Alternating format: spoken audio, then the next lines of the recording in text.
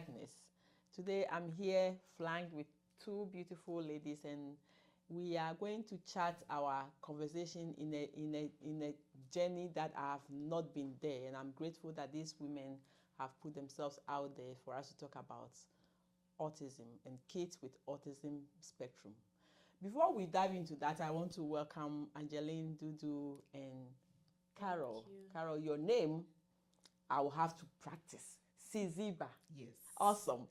Thank you. My name is Agnes, and before we dive in, like I said, I need to know who Dudu is and who Carol is. You want to take it away? Thank you. My name is Dudu Angeline. I am the executive director of the organization we are going to talk about, ESAIFS. And I'm a mother of three. I'm a registered nurse. I'm a gospel music artist. And yeah, I am the founder of this organization. And what's one fun fact about you? One fun fact about me is that I wear so many hats. Awesome. Welcome, Carol, to our studios. And who are you? Oh, thank you. Thank you for having us. My name is Carol Siziba. I am a mother. It's funny, I identify as a mother first. Yes. Definitely. Yes, yeah. I'm a mother of three, and I am originally from Zimbabwe. I've been in Canada for over 20 years. Wow, And you are those people I call dinosaurs. Oh, yes. Yeah. So I've worked within the social services industry for as long as I can remember. So this is what I've always done. Awesome. So I'm glad to be here today. Thank you. Thank you, ladies. And we are talking about children with autism and within the autism spectrum. As an African and somebody who never grew up with this term, it is something that I came to Canada to understand that there are most kids that we were putting behind the banner that they don't care. But here in the system that we find ourselves, there's always room for diversity, inclusion. And so I am very proud of these two ladies who have put themselves out there to help most of these parents who are dealing with children with autism.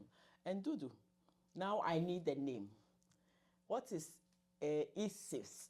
Give us the full name and why ESAIFS?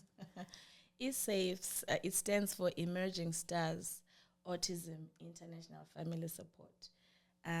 This is a non-profit organization. We work with families with kids on the spectrum. Yes. And for the most part, we try to target the new immigrants that come into Canada. Yes. And they don't know anything about how to go about accessing services and basically where to go and seek information and help about traveling this journey. We have been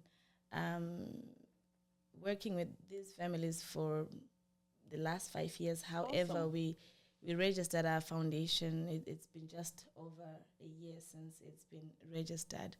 And it's been an adventure working with families, and it's been rewarding. Okay, so the reason I chose the name Emerging Stars is because I see and view each child on the spectrum as stars that are emerging in their own right and in their own different peculiarities. Awesome. Yeah. Awesome. Thank you. And Carol, you have come along as an ally. Why did you choose, why your interest in helping children with autism and within that autism spectrum? Is it part of your work, or you just picked the interest? It's a combination. It's on a personal level as well as professionally. I always share a story that myself growing up as a child, I was sick a lot. And while I was sick, my mom would take me to work with her. And she was a teacher for children with special needs. Okay. So oftentimes I would just be in the classroom with her students, and I would be playing with her students. So it became quite comfortable for me to be working and interacting with children and youth that had special needs on a different spectrum. So that's on a personal level. But I've known Angeline for, my goodness, Feels like forever. Forever. Yes, when our kids were little, we met when both Yeah. of our children were going to Kuman, Okay, yes. which was some educational Educational support. support for So them. she would come with her two boys, and I had my daughter and my son, and we just kind of got to know each Yes, other. Yeah. And I got to know about her journey with autism, and through that way we connected on a social level, but also professionally because I work within the social services industry. Awesome. Guys, if you just join us, this is Siziba Podcast. My name is Agness, and today I'm here with Carol and Angeline. We are talking about an issue that some time past as an African, I never had any broad knowledge about it until I came to Canada and I realized I even heard the word autism for the first time. And now we have kids in that spectrum. So in a continuum of 1 to 10, a child can exhibit a behavior which the doctors can say it's autistic, or at 4, 5, 6, 7, and then they need attention. A lot of people, especially our immigrant group, have come here. They give birth to their kids or they come with the children, and these kids are exhibiting those spectrums. Where do they turn to? We are very privileged to have Dudu and Carol, who have put themselves out there. For the past 5 years, they've been doing it, and they realized that there is a need for it. So now they've registered ESAIFS.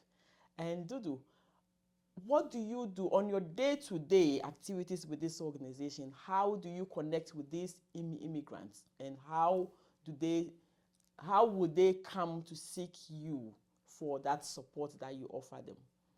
Okay, so right now, honestly, it's been about word of mouth. We try and advertise ourselves to everybody and anybody, just to let your families know. If you know anybody who is in this situation, they've just come into the country and they need help with their autistic kids. Some of them, they are dealing with kids who are not yet diagnosed. They are just showing signs and they don't know where to go. Some of them, they don't even know how the diagnosis process works. Some of them have kids who are diagnosed already. They don't know how to access the services that are there. Some of them are already here. They are probably just on the waiting list of getting the services, and they don't have the support in as yet, and they are so on the wait. they are just there not knowing what to do. So we work with those families a lot, and we see a lot of frustration in the parents. And so we do monthly workshops every month. Awesome. Bringing those parents together to talk about different things, different aspects that affect us.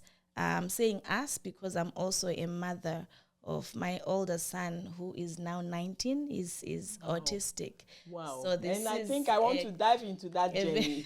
Yes. This is people, we always say there's no smoke without fire.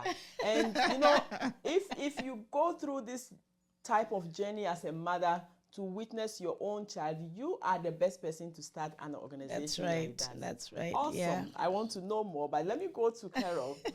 You have come along as an ally. So during these workshops, what are some of the things that you do to connect the families with the resources and the support that they need? Because even me, when I came here, I didn't know much about where to go for support, let alone to have come here with your children and that child is acting up, or that child you already know have an issue. You've landed in a new country. What are some of the things, some of the resources that you help these families to?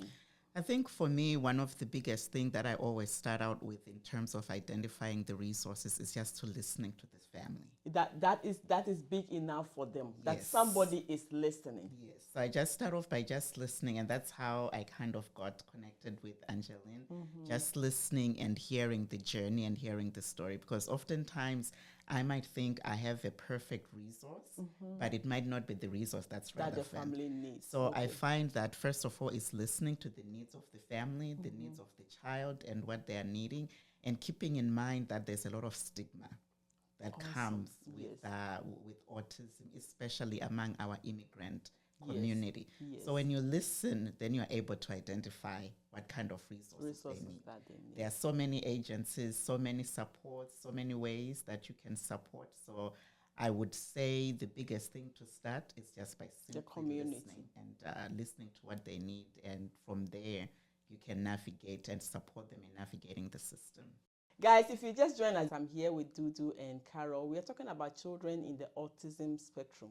But like I said, there's no smoke without fire. Angeline just hinted that she had a child with autism, and now he's 19 years. So can I say that is what ignited this interest of starting Emerging Stars? Definitely. It is. Yeah. I have a lot of experience. That is My good. son is 19 now. He was diagnosed late. He was 9 years old when he was diagnosed, but I have been dealing with it since he was not diagnosed yet, and he was younger than that. So during the journey, there were no organizations like this where you come together with other parents and you have a common ground. You realize, oh, I'm not alone. Yes. You know, or somebody else is going through this, giving each other ideas, encouraging each other. So having gone through this process and dealing with autism, I realized a great need of having a group like this and a support group for parents like this.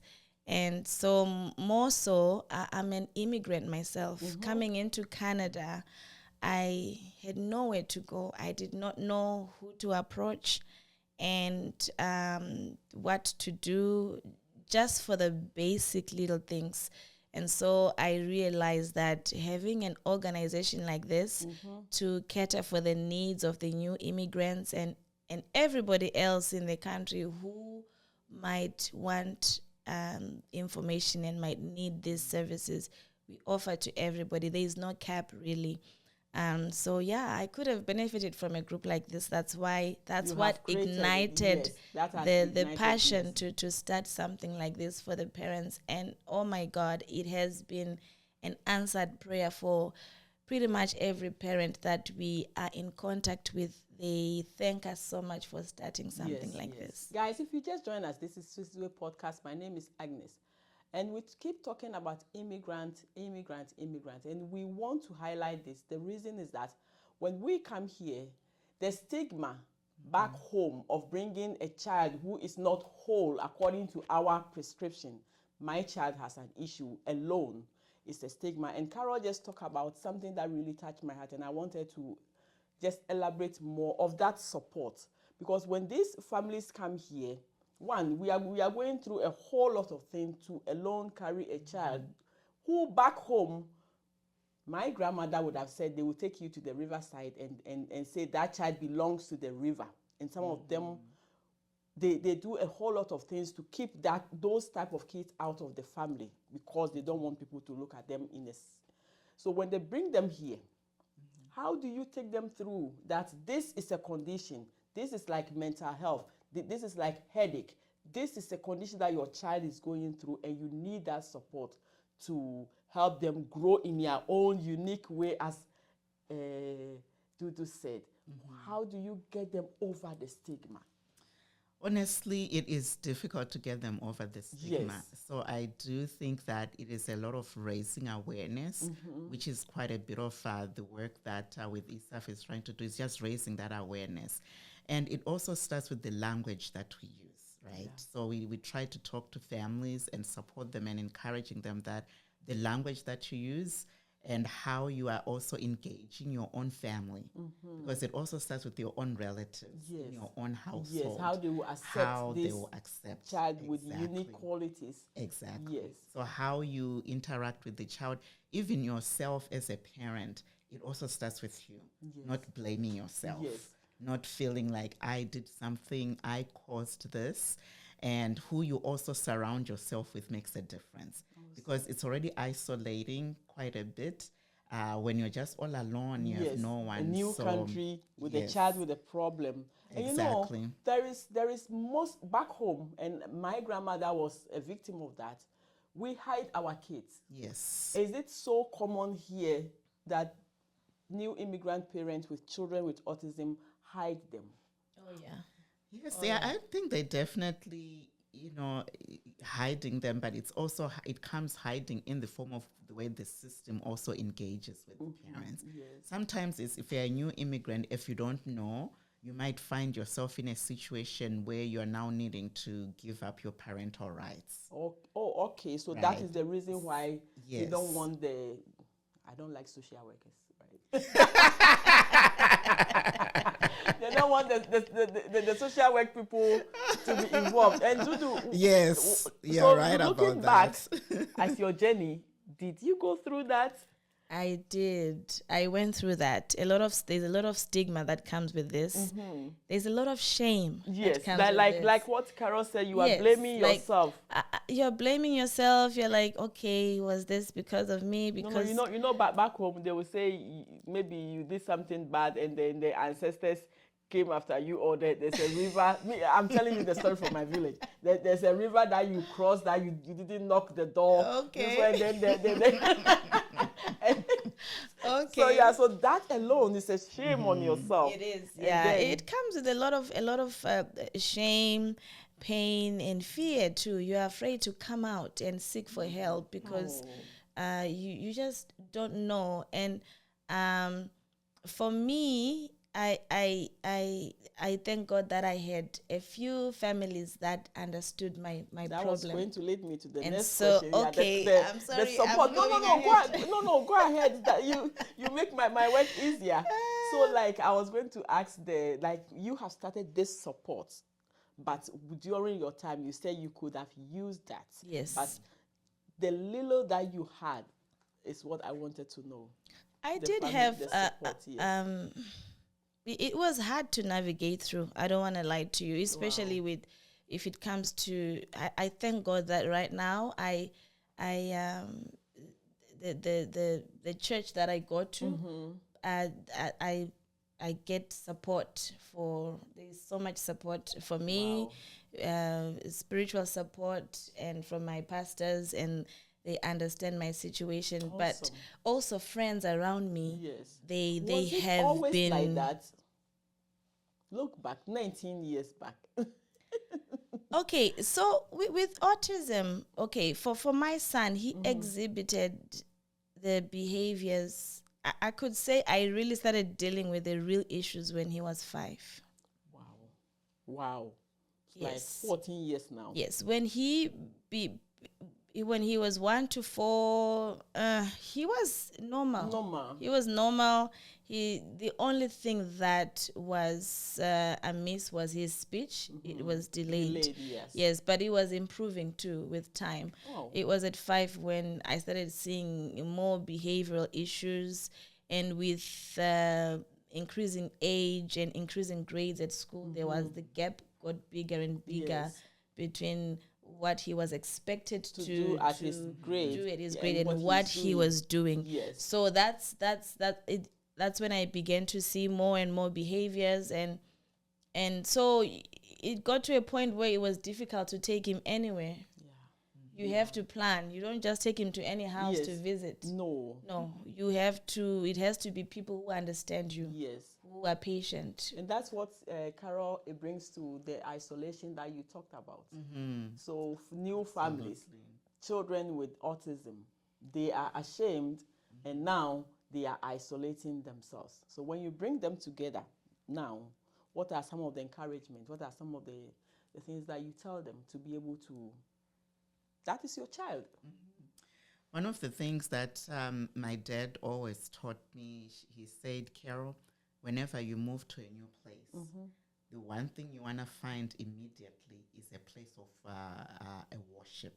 Okay. And it's a place of community. A community, where you can gain that sense of belonging. Awesome. Because then that becomes your immediate support, your support when base. you're already isolated. Awesome. And then as the journey goes along, you find your way, you kind of find a rhythm to go along with that. Awesome.